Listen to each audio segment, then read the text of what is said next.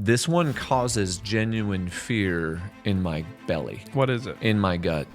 When you look at it, 10% of FHA loans are now in some type of trouble. They released this data. It is right on their website, and you can go look. So October's numbers for FHA, their 30-day delinquent rate is 5.22%. Their 60-day delinquent rate is 1.75%.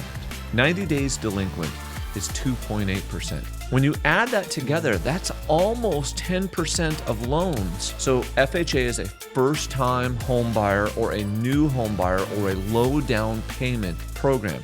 So these borrowers don't have a ton of skin in the game. So if they get delinquent, they're not walking away from hundreds and hundreds of thousands of dollars. Their seriously delinquent rate is 3.56. So technically, seriously delinquent is greater than 90. So if we add all this up, I mean, it's almost 14%. What was it during 2007? I don't know. We'd have to go look at that. That's a really good question. That's a threshold, right? Yeah. That is important to kind of know. There's another threshold, just to kind of keep going down your same thing. During the pandemic, they paused foreclosures. And the government started doing everything possible for workouts. So what they've been doing since the pandemic is they've been doing their punt maneuver, like we keep talking about. They've been just kicking this can down the field. They could go to the Super Bowl. Yeah. They're so good at punting. Oh my gosh. And they want to make it someone else's problem. They want to look good and then make it the next administration's problem, or blame the other political party, or blame. And now it's finally showing its ugly face. And it's been showing its ugly face. But it's getting worse because these consumers are running out of money.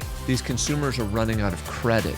So what they've been doing is they've been playing shell games. I'll pay this bill. Oh, I won't pay this bill. Oh, I'll pay this credit card. Or I won't pay my house payment. Oh, I won't pay my auto. These shell games have to be running out. That's the concerning part. So if you look at this, FHA is sitting at 10%. And almost 14 if we add them all the way together. And you look at commercial, the two of those is a major problem. Once again, the government is pulling out all the stops to prevent this. This is why you're not seeing a bunch of foreclosures. Because they learned a lot. So during the Great Recession, prior to the Great Recession, it was like, oh, you're behind, boom, foreclose on you. That's the only option. It's done.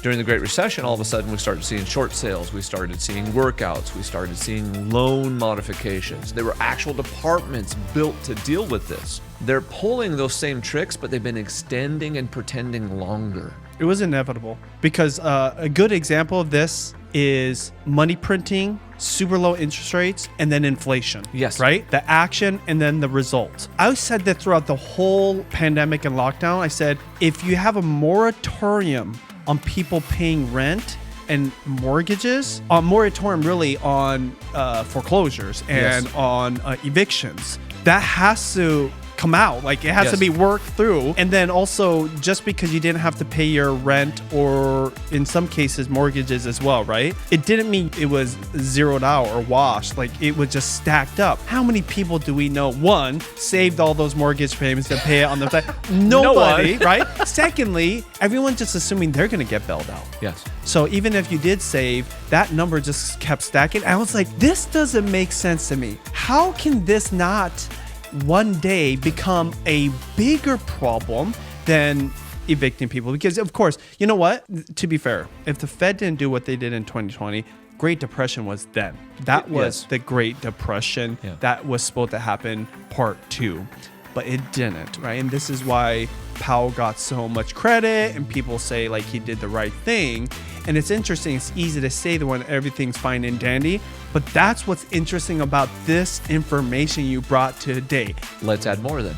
So what did we do with student loan debt during that time? With student loan debt, we said, hey, you don't have to pay it, or you don't have to pay it. And then we said, hey, we're going to forgive it. Just kidding.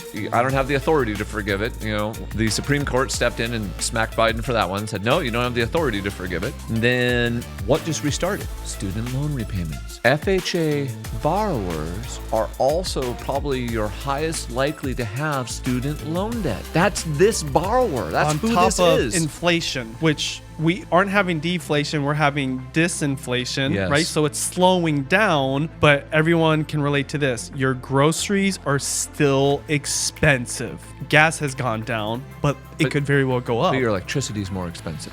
Everything. Your car insurance is more expensive. We cannot pinch everyone from all sides. And like you said, not expect something to just pop up to the surface and go, hey, this is a problem. Once again, I actually believe they will stomp out this contagion before it becomes a problem. But we've been kicking this can since 2020. So we're on the razor's edge here. If the Fed doesn't lower rates and they stay higher for longer and we get zero rate cuts, these foreclosures all start to boil out. They have to. If the Fed cuts a little bit, these still may boil out. If the Fed cuts a lot to save commercial, to save the market, because what's interesting about monetary policy in general, as they do the rate cuts or the rate increases, it takes 6 months, 12 months for it to show up. Unemployment looks good today. It's higher than it was, but generally speaking, once they stop, it rises a whole nother point. So if we were to rise a whole nother point right now, that means unemployment would be around 5%. But what if the Fed waited a little too long and all of a sudden unemployment's at 4.2, 4.3, 4.4, and we go to 5.5 or 6? What if they go over the edge and can't stop it? And then they're trying to chase it, and then they lower interest rates like crazy. That's what they may do, but they may not be able to. So they're stuck in a precarious situation. Generally speaking, as the Fed fund rate decreases, yields on bonds decrease and financial conditions loosen. Then what we saw in the FHA was FHA has actually been a problem for a while, and we're just kicking the can down the field. These are all things that are indicating that the Fed will have to lower. Otherwise, we go into recessionary problems and potentially major recessionary problems.